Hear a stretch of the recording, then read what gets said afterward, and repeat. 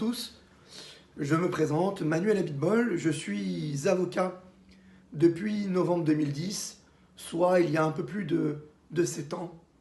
Je suis ce qu'on appelle communément un avocat pénaliste. J'exerce uniquement dans le droit pénal. J'ai commencé ma carrière auprès d'un avocat pénaliste connu et reconnu à Paris.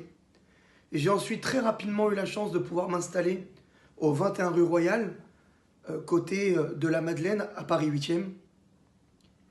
J'ai assez rapidement eu à défendre des cas de délinquance de tous les jours, notamment dans le 93 en Seine-Saint-Denis, de nombreux dossiers, nombreux petits dossiers pour commencer, de petites délinquances, de vol, de trafic de produits stupéfiants, puis ensuite de viol, d'agression sexuelle, d'assassinat, de dossiers un peu plus importants. J'ai pris un virage en 2014 lorsque j'ai eu la chance, à l'âge de 30 ans, 31 ans, de me voir confier des dossiers à forts enjeux financiers. J'ai été désigné par des personnes qui étaient soupçonnées d'avoir participé à ce qu'on appelle le casse du siècle, c'est-à-dire la fraude à la taxe carbone.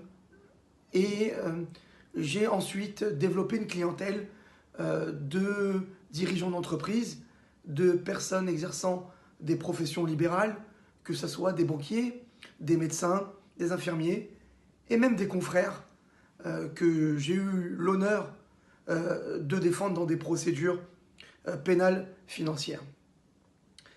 J'ai également eu à connaître de dossiers criminels en plaidant aux assises. J'aime mon métier, j'exerce mon métier avec une immense passion. Je me réveille tous les matins en remerciant de pouvoir faire le métier que j'aime. C'est un métier évidemment très compliqué, que ce soit humainement, psychologiquement, dans la relation parfois avec l'institution judiciaire qui peut se montrer extrêmement fermée au dialogue avec l'avocat, mais j'aime cela. J'aime la relation humaine, j'aime pouvoir communiquer, j'aime la relation que j'ai avec certains clients, pas tous, mais la plupart de mes clients qui me font l'honneur de me confier en quelque sorte leur avenir. J'ai conscience du métier que j'exerce, j'ai conscience de la chance que j'ai d'exercer ce métier et j'ai conscience également d'avoir la chance de gérer des dossiers d'une importance exceptionnelle eu égard à mon jeune âge.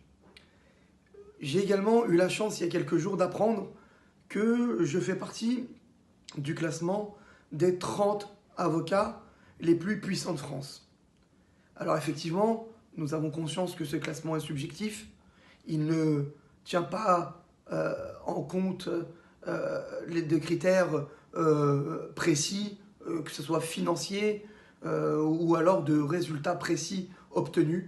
Mais il faut se l'avouer, c'est une consécration. Le magazine GQ, qui est un magazine assez sérieux, franco-américain, a décidé de m'intégrer dans son palmarès 2018 des avocats les plus puissants de France. C'est une chance, mais ce n'est pas un aboutissement final. Je prends cette information avec joie et je passe à autre chose. J'essaye de me projeter et de faire encore mieux. Je vais tâcher toujours et en conscience de défendre comme il se doit les personnes qui ont décidé de me faire confiance et de me désigner, moi et personne d'autre. J'ai pour l'année 2018 de gros dossiers, de beaux dossiers en perspective avec de forts enjeux, que ce soit en termes judiciaires ou en termes financiers.